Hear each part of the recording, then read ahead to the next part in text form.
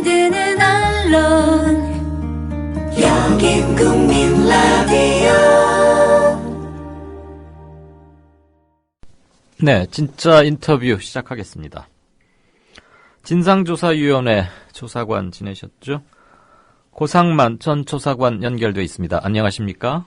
네, 안녕하세요. 고상만입니다. 네, 반갑습니다. 저도 국민 라디오 편성표에서 네. 이렇게 봤는데 미안하지만 한 번도 들어본 적 없습니다. 근데 수사반장이라 그래서 저는 최불암 씨처럼 생기셨을까 하고 사진 봤더니 최불암 씨는 아니대요. 예. 젊죠.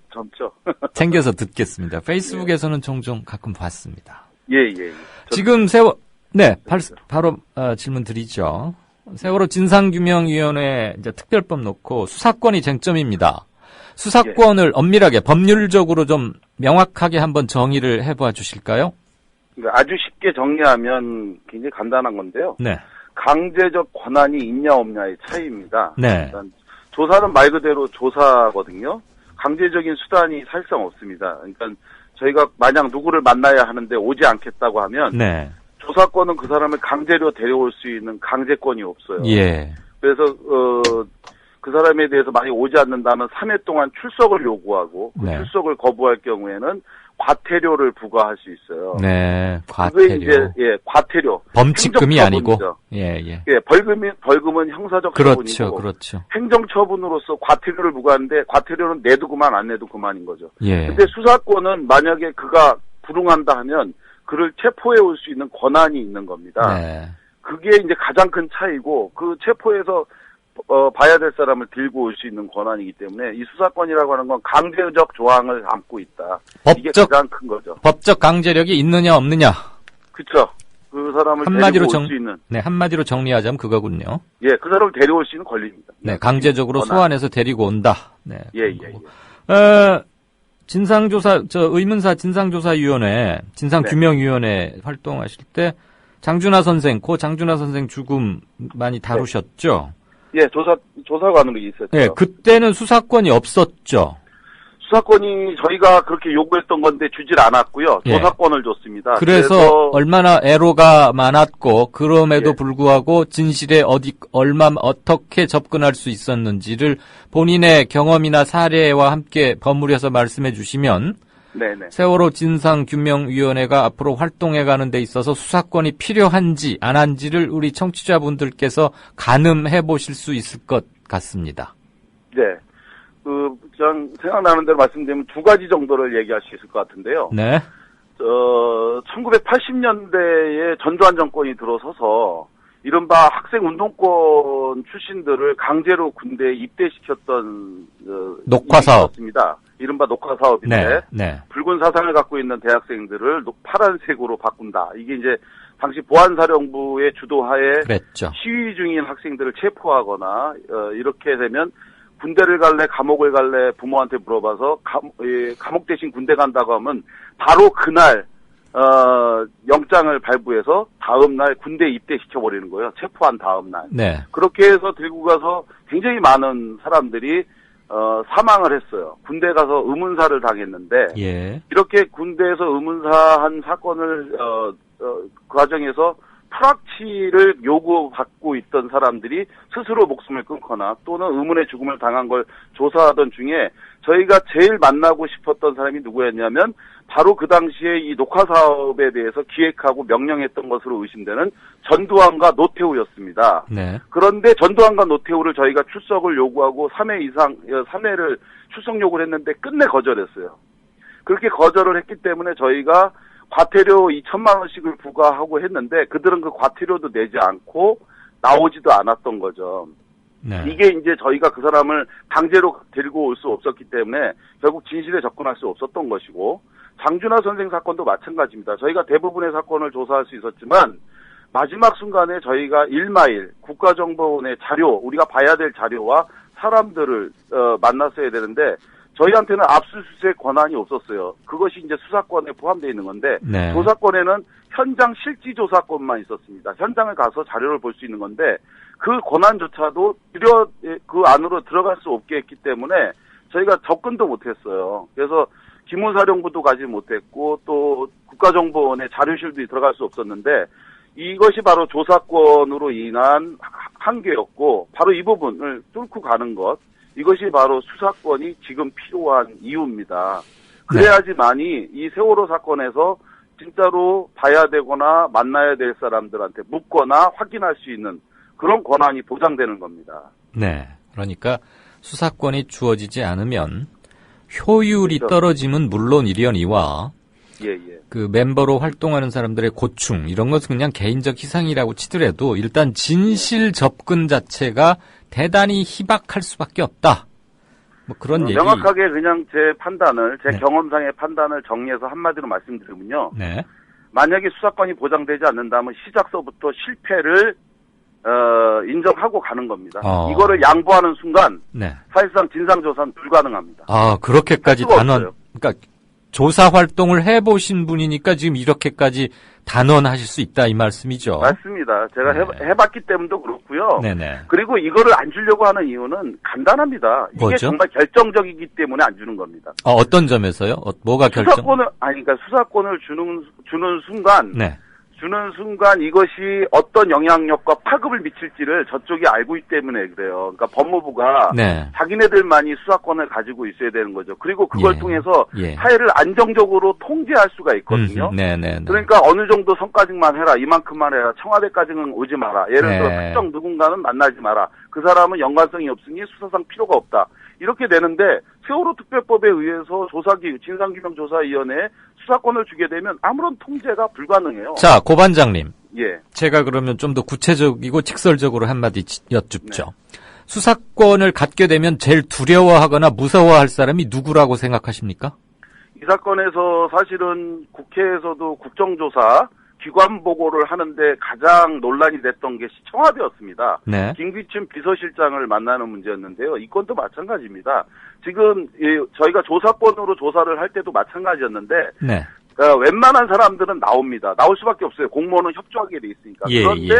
진짜로 만나야 될 마지막 지점에 있는 그 사람은 안 나와요. 협조하지 않고 거부하는데 마찬가지로 이게 지금 현재도 청와대가 그날 무슨 일이 있었는지 어떤 일이 있었는지 그리고 대통령은 어떤 지시를 했고 현재도 미궁에 빠져 있는 게 사건이 발생한 그 시각에 대통령의 행적이 지금 묘연한 거 아닙니까? 네. 그러니까 이런 부분과 관련해서 어디로 갈지 모르는 이것을 통제할 수 있는 수단은 적당한 선에서 그러니까 조사가 이루어지도록 하는 것이죠. 그래서 저는 이 부분을 가장 두려워하는 것, 이건 사실 청와대인데요. 더 정확하게 얘기하면 이런 겁니다. 95년도에 5.18 특별법이 만들어졌지 않습니까? 예. 그런데 그 직전에 검찰이 뭐라고 얘기했냐면 이른바 성공한 쿠데타는 처벌할 수 없다고 하면서 전두환 노태우를 처벌하지 않으려고 그랬었어요. 네. 그래서 절대 안 된다고 했는데 당시에 YS 김영삼 정부가 대통령이 어느 날 갑자기 5.18 특별법을 제정하라고 했던 겁니다. 네. 그래서 전두환 노태우가 처벌됐는데 이것도 마찬가지예요. 이것을 갖다가 법무부 지금 검찰 이쪽에서는 수사권 절대 못 주겠다고 하는데 안 되는 게 어디 있습니까? 결심의 문제인데 이 사안이 자기에게 직결돼 있으니까 거부하고 있는 거죠. 그래서 반드시 수사권을 주는 것이 옳다 이렇게 생각합니다. 그럼 다시 한번 짧게 여쭙겠습니다. 가급적 예. 짧게 답해 네. 주시죠. 세월호 진상규명위원회에게 수사권을 부여하면 가장 두려워하거나 겁낼 사람은 어디에 누구라고 보십니까? 당연히 청와대의 박근혜 대통령이라고 생각을 하고요. 네. 현직 대통령, 잠깐만요. 그렇죠. 네. 말씀하시죠, 일단.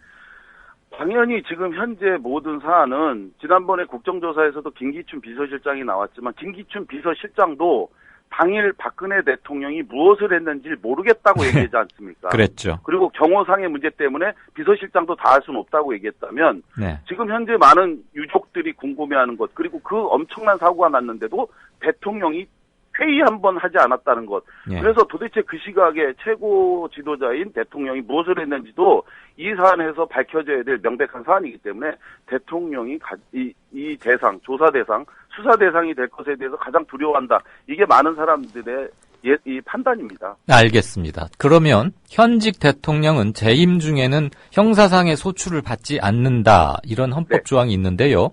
네. 특위에서는 그 문제하고 이렇게 그러면 서로 상충되는 거 아닐까요? 소추되지 않는다라고 하는 부분 속에서요.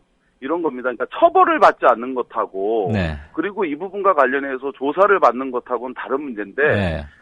대통령께서 이 부분과 관련해서 참고인으로 얼마든지 협조 가능합니다. 그리고 여기서 조사받는 사람들이 전부 다 처벌 대상이라서 그건 피의자 아니죠. 신분으로 조사받는 게 아니잖아요. 네, 네. 그 중에서 피의자 신분으로 전환되는 사람이 있는 거고 현재까지는 이 수사를 하는 과정에서 출석을 요구하는 거고 그리고 그거에 대해서 참고인은 참고인으로 조사를 받는 건데 네. 대통령은 참고인으로 증인으로 조사를 받는 거겠죠. 네. 그러다가 만약에 내용이 달라진다면 그때 가서는 헌법적으로 보장돼 있는 대통령의 권한으로 이제 보호받으실 수 있는 건데 네. 일단은 대통령이든 누구든 간에 이 사건의 국가 개조론을 얘기하는 거 아닙니까? 국가 네. 개조하려면 그에 걸맞는 정도의 개조 정신을 가져야죠. 그렇습니다. 기존에 있는 질서로 이걸 할 수는 없습니다.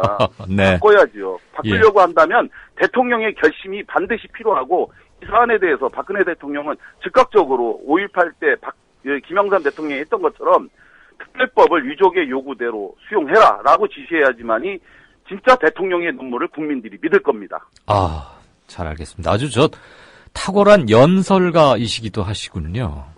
우리 아니, 그건 반장님. 아니고요. 네. 네, 여당은 또 이런 주장을 하고 있습니다. 이렇게 해보다가, 즉 수사권은 주지 않고 진상규명위원회를 운영해보다가 네. 정 모자라면 특검을 하면 된다. 이런 주장하는데 어떻게 생각하십니까? 왜 그런 이중적인 행동을 하는지 모르겠는데요. 네. 네, 특검은 이미 유명무실합니다. 특검이 효율적이었다고 한다면 그러면은 지금 같은 세월호 특별법을 요구하는 얘기가 나오겠습니까? 네. 근데 사실상 특검이 자기네들이 그동안 통제 가능했기 때문에 이 수단을 요구하는 거고요. 그리고 엄밀히 얘기하면 지금 하는 방식이 사실상 특검이거든요. 그렇죠. 근데 특검하고 이거하고의 차이가 딱 하나입니다. 뭐죠? 특검은 한 명의 특검과 특검보를 두고 있는 거잖아요. 네. 그러니까 통제가 쉽거든요. 예. 한 사람만 통제하면 되니까. 특검을 임명하는 방식이 이런 거 아닙니까? 대한변협에서 추천하는 복수 또는 3인 중에 대통령이 한 명을 지명. 대통령이 임명하는 거잖아요. 네. 근데 이거는 15명이 사실상 특검을 하는 거나 마찬가지거든요. 예. 진상규명위원회에 모두 15명의 위원이 있는 거고 그중에 예. 3명의 상임위원을 두고 있는 건데 네. 이렇게 15명으로 하자고 하는 거는 한 사람의 영향력에 의해서 좌우되지 않도록 하자고 하는 건데 네. 이 특검에서도 사실상 유족이 권한이 굉장히 세다고 얘기하는데 거짓말이고요.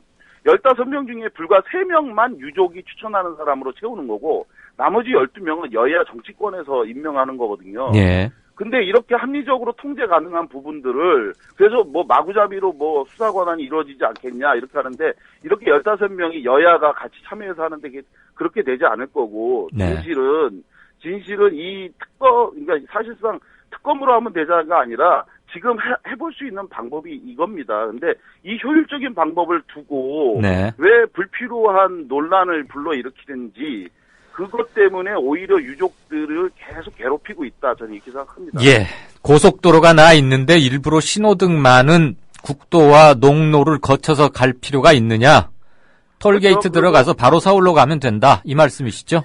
갈 수 있는 길이 분명한 걸 본인들도 알면서 예, 안 되는 예. 길을 선택하는 겁니다. 잘 알겠습니다. 오늘 속 시원한 말씀 잘 들었고 네. 제가 어렸을 때 봤던 최불암 수사본장보다 훨씬 명쾌하고 아주 분명하시군요. 앞으로 방송 잘 듣겠습니다. 예, 고맙습니다. 말씀 감사했고요. 네. 지금까지 진짜 인터뷰 의문사 진상규명위원회 조사관으로 활동했던 고상만 전 조사관과 얘기 나눴습니다. 국민 라디오 지지하는 4가지 방법 아시나요? 다운로드하기, 별점 주기, 댓글 달기, 구독하기. 국민 라디오를 보다 많은 이들에게 전할 수 있는 가장 손쉬운 방법. 다운로드하기, 별점 주기, 댓글 달기, 구독하기. 잊지 마세요. 다운로드하기, 별점 주기, 댓글 달기, 구독하기.